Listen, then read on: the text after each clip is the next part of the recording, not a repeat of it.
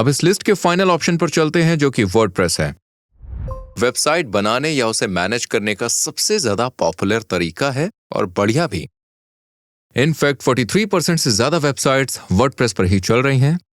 ये ध्यान रखना जरूरी है कि वर्डप्रेस जो है वो एक all in one website builder नहीं है, जैसा कि हमने इस वीडियो में बताया है। इसकी वजह ये एक free open source content management system है जो आपको कोई कोड लिखे बिना वेबसाइट बनाने और मैनेज करने की परमिशन देता है। क्योंकि वर्डप्रेस जो है वो एक ऑल इन वन सोल्यूशन नहीं है, इसके साथ कुछ एडिशनल रिस्पॉन्सिबिलिटीज भी आती हैं। आपको होस्टिंग और सिक्योरिटी जैसी चीजों को मैनेज खुद करना होगा, जिससे थोड़ा ज्यादा टेक्निकल हो जाएगा और स्टार्ट करना मुश्किल हो जाएगा। इसलिए अगर आप वर्डप्रेस में नए हैं तो डेफिनेटली पहली बार में थोड़ा भारी पड़ सकता है और आपको ट्यूटोरियल्स देखने और सब कुछ मैनेज करने का तरीका सीखने में कुछ टाइम स्पेंड करना पड़ेगा।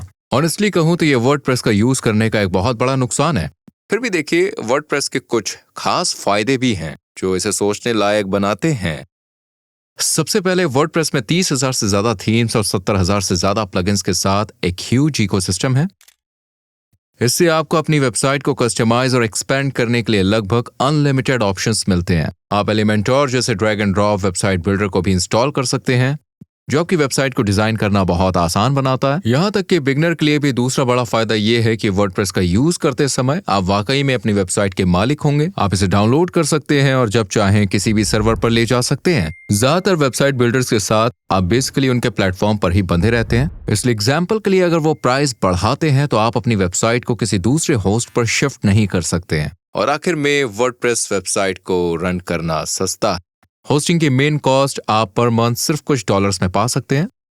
हालांकि ध्यान रखें कि कुछ प्लगइन्स या थीम एडिशनल कॉस्ट के साथ आ सकते हैं। वर्डप्रेस सॉफ्टवेयर जो है वो पूरी तरह से देखिए फ्री है और इसे wordpress.org से डाउनलोड किया जा सकता है। अब देखिए, एक बहुत ही जरूरी बात है और वो ये जानना है कि wordpress.org और wordpress.com जो है वो एक जैसा नहीं है। मैं आपकी वेबसाइट सेटअप करने के लिए wordpress.com को अवॉइड करने की सलाह देता हूं और मैं यहाँ इस वीडियो में डिटेल में इसका कारण बताता हूँ। इसलिए अगर आप वर्डप्रेस यूज करने के बारे में सोच रहे हैं तो शुरू करने से पहले उस वीडियो को जरूर देखें।